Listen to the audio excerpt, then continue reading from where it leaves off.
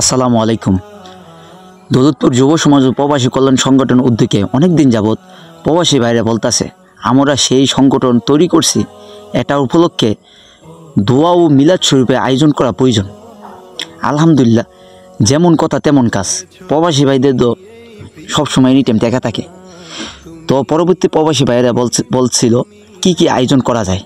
তারপর ডিসিশন নেওয়া হইল জিলাপির মাধ্যমে দোয়া ও মিলাদ শরীফ করা হবে। তারপর বড় ভাইয়ের কথার মাধ্যমে আমরা তেমনভাবে বাজারে গিয়ে জিলাপি অর্ডার দিলাম। আজকে তো জিলাপি নিয়ে আসলাম।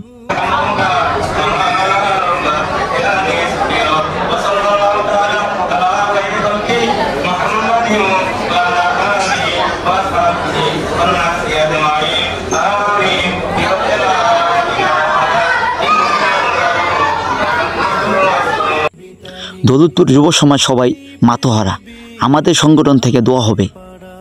সবচেয়ে বড় কথা, আমাদের সংগঠন অল্প দিন হয়েছে, কিন্তু তার মাধ্যমে অত বড় একটা উদ্যোগ নেওয়া হইল।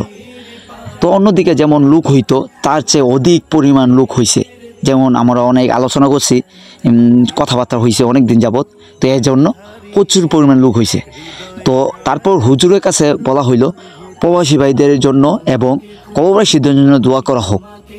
আলহামদুলিল্লাহ, দোয়া শেষ করা হলো, তারপর সবাই জিলাপি দেওয়া হলো। অবশেষে সবচেয়ে বড় কথা, কষ্ট নাই, কেননা জানেন আমাদের সংগঠন আমরা নিজে চালিয়ে যেতে হবে।